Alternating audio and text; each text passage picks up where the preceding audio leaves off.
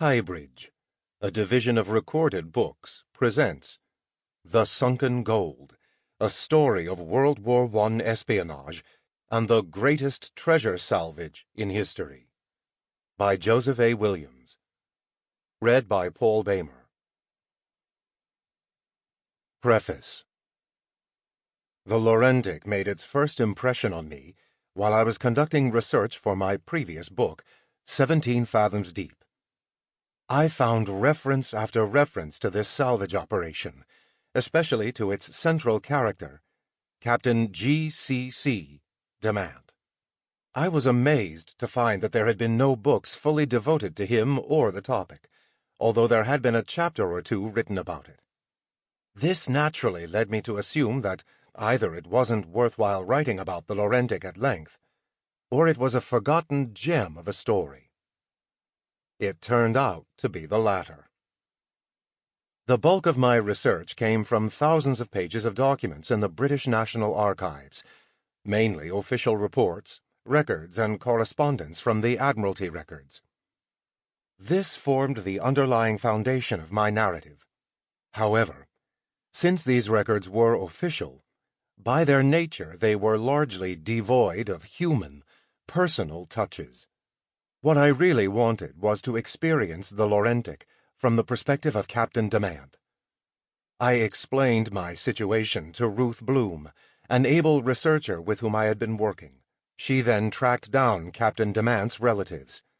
A letter was sent to the captain's youngest and last surviving child, Mary Harrison. Mary, albeit getting on in years, was still very sharp, but she could not help me because of personal issues. My letter was put aside. Leaving it at that, I continued my research and writing until some months later I received a letter in the mail from the United Kingdom. It was a cousin of Mary's, Charles Derwent, who was visiting her and discovered my letter. Being a scholar, he knew firsthand about the problems of research and offered to help. About a month later, I found myself driving to the Country Corner Diner in Bethany, Connecticut. Charles, who was writing a biography of the artist Joseph Albers, happened to be in the United States doing research at the Joseph and Annie Albers Foundation in Bethany. I was passing through since I was doing some lectures in New England on 17 Fathoms Deep. I arrived and sent a text message. I slid into a booth and waited, nursing an ice water. Charles arrived and introduced himself to me. He was surprised by my appearance. He commented, "Mary asked me what I thought you'd look like, and I said, I don't know. Probably an old guy with a beard." As it turns out, Charles and I were about the same age, and perhaps because of my friendly, beardless face, we easily slipped into talk concerning his family. I found it quite remarkable that cousins, to what must have been the 10th degree, still had close relationships. Charles explained to me, "Lots of East Anglian interbreeding. I'm surprised we don't all have two heads." Over Rubens and French fries, Charles handed over photographs and a précis that detailed the career of Captain Damant and was the basis for an unpublished memoir Damant had written, but that had gone missing. The précis was enough for me to start, although it created even more tantalizing questions. After a few days, I wrote to Charles, thanking him and urging him to track down the manuscript if it was practicable in any way. He graciously put the call out to all the Damant relatives across the world on my behalf. Sure enough, Derek Damant, the 6th Bishop of George in South Africa, now retired, wrote to Charles and attached a transcribed copy of the forgotten autobiography. The 1,000 thank yous I extended to the family were not enough, for here was a document that provided dimensions of character to truly augment the story. What is more, hitherto unknown details concerning the covert work he and his divers performed on U-boats during the First World War further enriched this deep-sea diving tale. After integrating this source into my working manuscript, I found that it increased the size of the initial manuscript by about 20%. As my work progressed, I found more resources still. A case in point is Mr. Ray Cossum, the current wreck owner of the Laurentic. I was only able to contact him via post, and we began a correspondence that culminated in a transatlantic phone call. The call, while awkward at times owing to our accent differences, nevertheless impressed upon me the ever-infectious enthusiasm that people have for the story of the Laurentic disaster and salvage, which, by the time of the publication of this book, will be 100 years past. I was amazed by all the help I received on this project. I had a suspicion that I was going to be dismissed out of hand as an interloping Yankee. The opposite was true. Every person I met who knew the outline of the Laurentic and the life and work of Captain Damant affirmed that the story needed to be told in full. I took some solace in this, and the fact that Arthur J. Marder wrote the definitive work on this period of British naval history as an American while living in Hawaii and California. While my book has neither the scope nor size of Marder's multi-volume From the Dreadnought to Scapa Flow, I hope that the reader finds Captain Damant and the Laurentic's tale of courage, outstanding tenacity, and patriotism educational, entertaining, and ultimately inspirational. Part 1. Chapter 1. The Titanic in Miniature.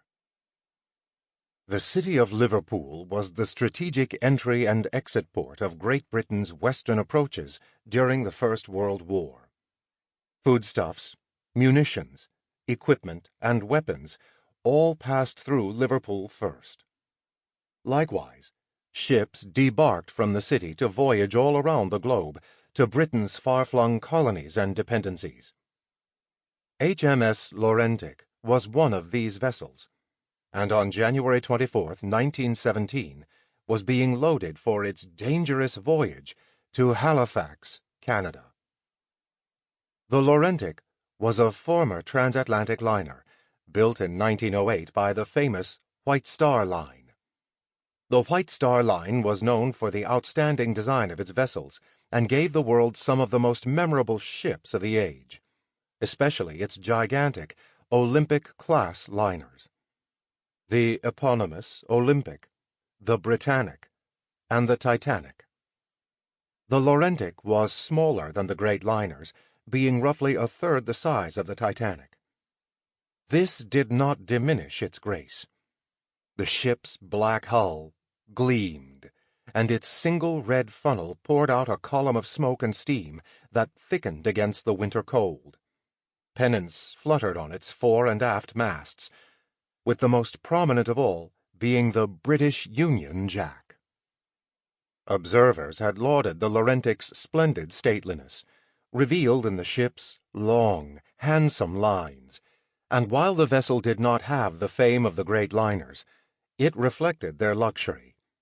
Its public rooms were high-ceilinged and ornate.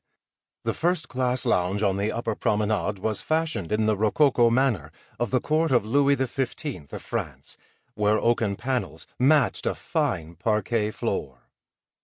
The first-class dining saloon, paneled in the intricate style of the court of Charles II, extended the entire width of the vessel, contained a veranda for a bandstand, and could seat up to 212 passengers. The first-class reading room was fashioned with neoclassical columns that rose high into the ceiling. The smoking room was bright with sunlight beneath a ceiling partially made of glass. Even the second- and third-class accommodations were designed with aesthetics in mind, stately and ornate. The Laurentic was also built with some of the latest technologies. An electric elevator connected the decks. First-class staterooms were equipped with portable electric lamps, which passengers used to read while resting on Pullman beds. Even individual cabins were rigged with manual thermostats. The ship was equipped with the latest Marconi wireless devices, assuring passengers that if the Laurentic met danger, it could signal for help.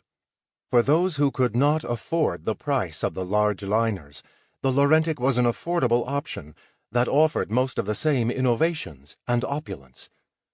The Laurentic, in effect, recalled the Titanic in miniature. The Laurentic was also fast. Its designers had experimented by giving it triple propellers, also known as screws, instead of the standard two. The ship proved its speed in 1911 by setting a record for a round-trip voyage to Canada from Britain in 13 days.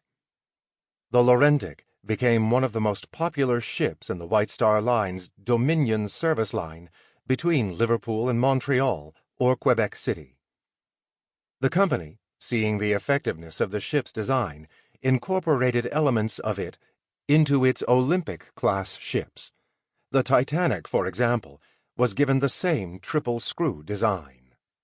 It was because of this speed that the Royal Navy saw fit to impress the Laurentic into military service at the outbreak of war in August 1914. The Laurentic was refitted into an armed merchant cruiser. Casks of stowed wine were replaced by artillery shells, and within the ship's labyrinthine passages, where passengers once ambled, men in blue woolen uniforms marched out to the decks where they manned 8 6-inch guns. The Laurentic was under the command of 42-year-old Captain Reginald Arthur Norton. He had served on at least 24 different ships since entering the Royal Navy as a cadet in 1887. Comments found in his official record include zealous, very attentive to duty, and reliable. Norton, perhaps more than anybody aboard the Laurentic, could appreciate the unique dangers presented by the naval war against Germany. At the outset of the conflict, Norton had been assigned as executive officer aboard the battlecruiser HMS Hogue. The Hogue was attached to 2 other vessels, the Aboukir and Cressy, as part of a squadron to support the Royal Navy, which was trying to hem the German fleet into its ports on continental Europe. The ships were old, out of date, and manned by inexperienced reservists. Several senior officers in the Royal Navy feared that the ships were at extreme risk of destruction by the enemy. Within the fleet, these ships became known as the Live Bait Squadron. On September 22, 1914, at 6 o'clock a.m., the squadron was on patrol near the Dutch coast in an area known as the Broad 14s, since the depth remained roughly consistent throughout the region, at 14 fathoms, 84 feet deep. A fathom equals 6 feet in depth. At the same time, the U-9, an Unterseeboot, better known in English as a German U-boat or submarine, of the Imperial German Navy, came upon the ships. The U-9's commander, Kapitänleutnant Otto Wedigen, positioned his submarine and stalked the ships with his periscope. At 6:20 a.m., the U-9 fired its first torpedo at the Aboukir, which struck home. The captain of the Aboukir assumed his ship had crashed into a mine. Being the senior officer of the flotilla, he ordered the other ships to render assistance. 2 of the Hogue's lifeboats were launched. Soon after, the U-9 launched 2 torpedoes at the Hogue, which exploded into the ship's starboard side near the center. All hands now realized that a German submarine was single-handedly destroying the Live Bait Squadron. Norton's commanding officer, unable to raise the engineering room on the voice tube, ordered him to go down to assess the damage. After Norton spent precious minutes disciplining crew to prevent panic, he descended into the ship. As he hurried, he met a crew member coming from the other direction. The seaman informed Norton that the engine room was fully flooded. The watertight doors below the decks had all been carelessly left open, thus making the ship sink quicker than it should have. Norton turned back to the bridge, but suddenly the Hogue listed, tilting to starboard.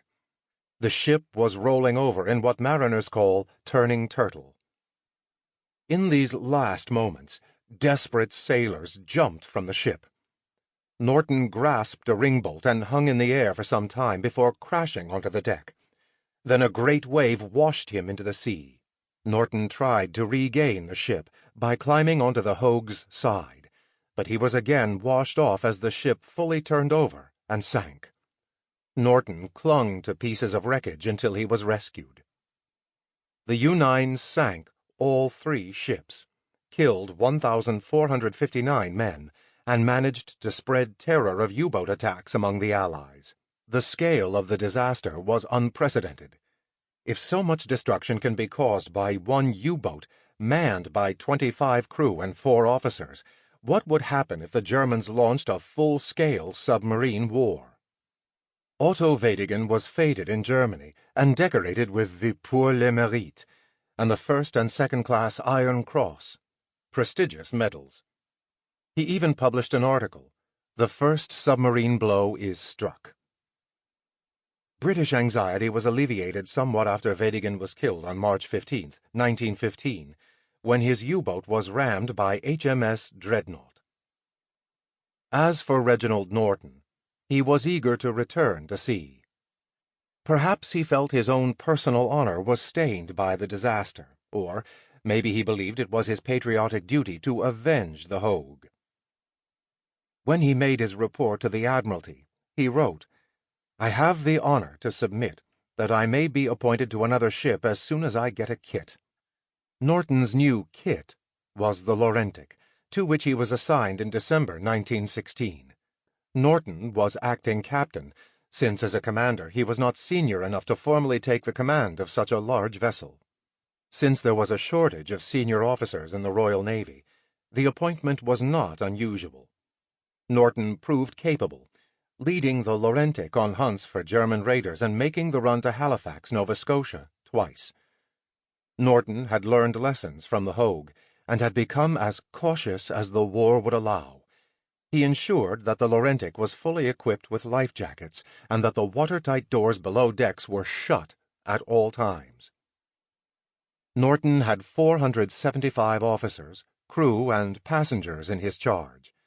All were either Royal Navy or Royal Navy Reserve, RNR, personnel. But there was a strange quality to the upcoming voyage. Secret consignments consisting of small, plain wooden boxes, each 12 inches long, 12 inches wide, and 6 inches deep, weighing in at approximately 140 pounds, had been brought by train from London in the early hours of January 20th. The boxes were carefully counted, stacked, and stowed inside the second-class passenger baggage room instead of the cargo holds. Meanwhile, sentries prowled the decks, and crew searched the magazine and ammunition holds for bombs.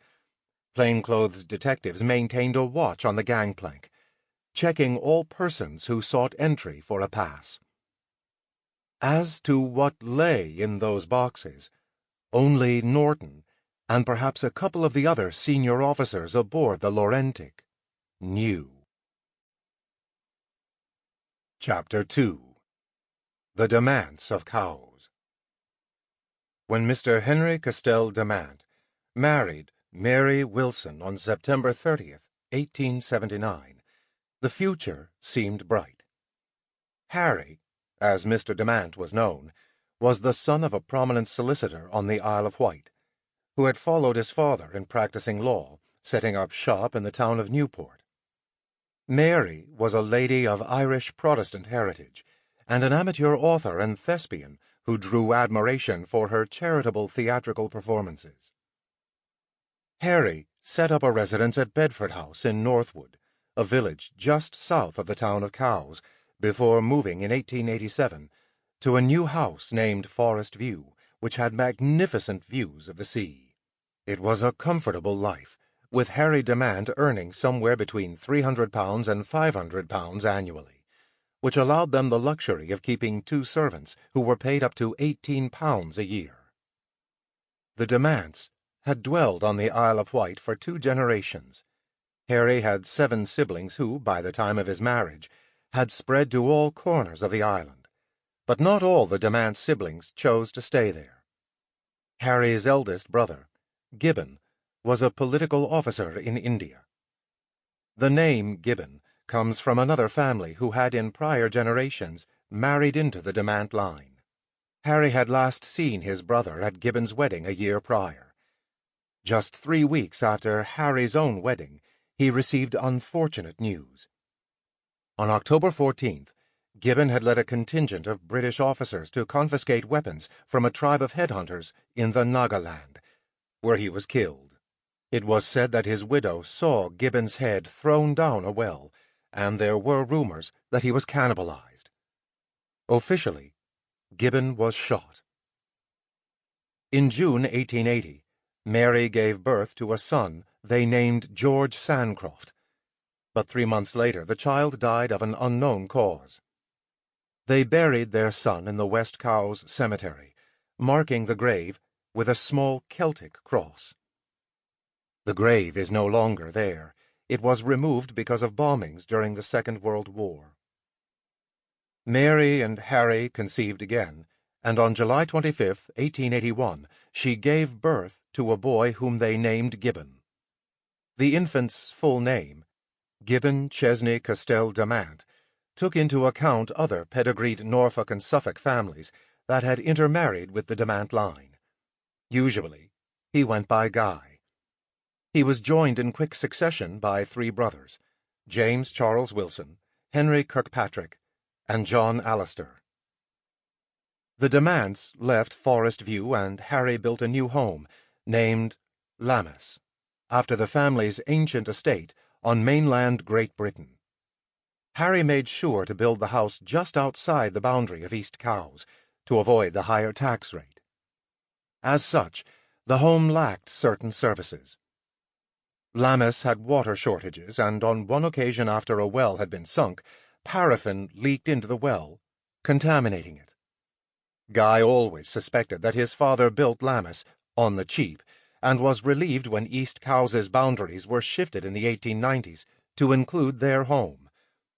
Not that this improvement in municipal services alleviated the somewhat backward, bucolic nature of the Isle of Wight in the 1890s.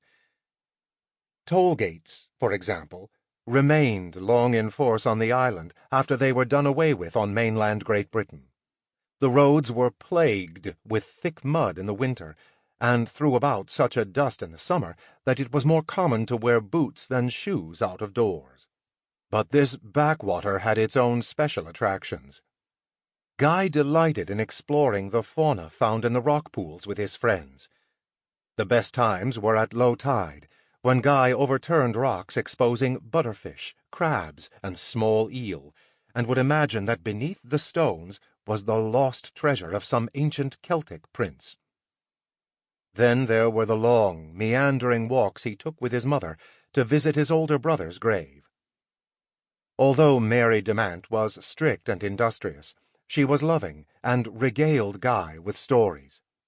Sitting straight-backed in an armless chair, she read to her boys either stories such as The Middy and the Moors or the works of Charles Dickens. Dickens became Guy's favorite author. Guy often visited his relatives on the Isle, and there were many, from his grandparents to his Uncle Arthur, an eccentric doctor with no patience. He also mingled with royalty. For several generations the Isle of Wight had played host to the British gentry, and this was especially the case after Queen Victoria established a residency at the Osborne House in 1851 in East Cowes. Every summer, especially during the famous Cowes Week, the island attracted visits from the rich, the royal, and the famous, who came to see the yacht races and regattas that graced the Solent, the bright strait that separates the Isle from mainland Great Britain. There were parties, banquets, celebrations, and spectacles. In 1897, Harry was clerk to the council that helped arrange for the celebration of Queen Victoria's Diamond Jubilee. Harry, a keen yachtsman himself, was also a founder of the Island Sailing Club, the first to service its residents. Guy was delighted to witness the yacht races during Cowes Week, and on one of those grand occasions actually saw Queen Victoria. It was exciting, but Guy personally never aspired for that kind of recognition. He had grown into a handsome young man, albeit of unremarkable height, with a friendly face, copper-colored hair, and slightly protruding ears. His most distinct trait was his keen and mischievous gray eyes. He was laconic, unassuming, and not the least interested in developing new friendships. Guy's curiosity was stoked when he visited shipwrecks on the south of the Isle of Wight with his father, who acted as an agent of the famous shipping insurance firm, Lloyd's of London, and made arrangements for salvaging ships. There, for the first time, Guy saw divers salvaging what they could from the Irex, a ship carrying a cargo of huge water main pipes. He also saw sailing ships passing through the Solent, or seeking shelter from contrary winds. It was hard to avoid the sea on the Isle of Wight. Guy's early education was conducted at home by his mother and governess. When it came time to attend a proper school, his father made the choice for him. It seems that Harry Damant would allow his sons either to practice the law like himself, or enter military service. There was no debate about it. Harry decided to send Guy into the Royal Navy. But a boy from a prominent family could not just enlist in the Navy. To be respected and maintain status, Guy needed to become an officer. Harry, therefore, approached his friend, Reverend Arthur Watson, who was the headmaster of a school called the Grange, which had a reputation for getting boys' cadetships. As a favor to Harry, Guy was allowed to be a day student rather than boarder with the other 30 or so students. It was near to home, albeit by a meandering route, so it was a natural choice. He was enrolled at age 8.5.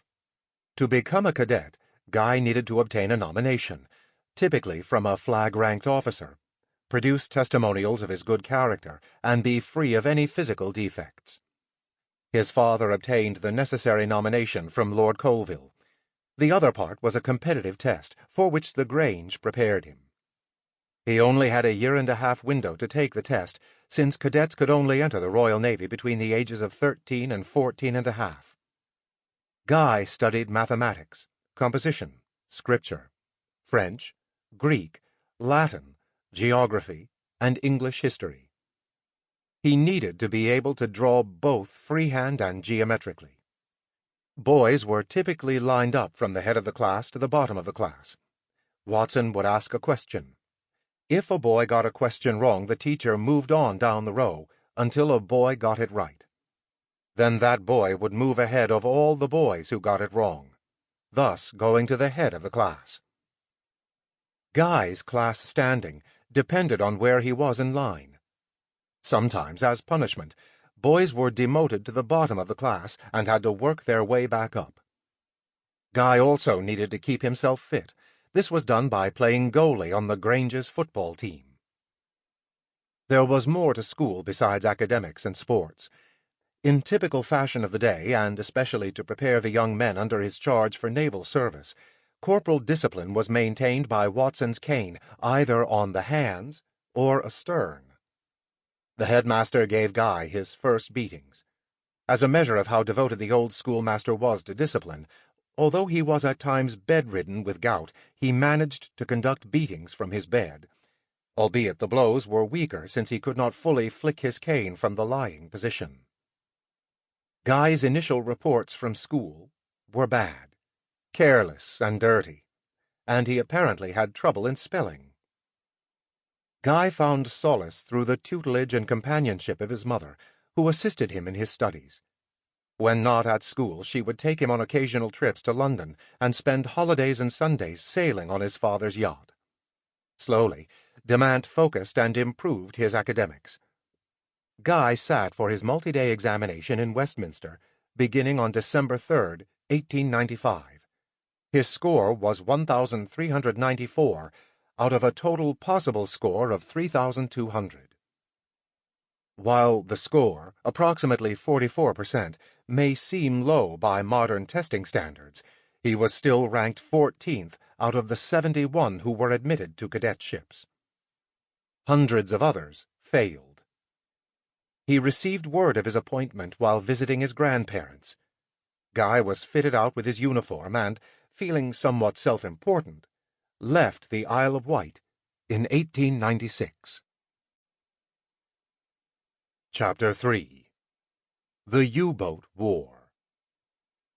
After all the cargo was loaded up... Sample complete. Ready to continue?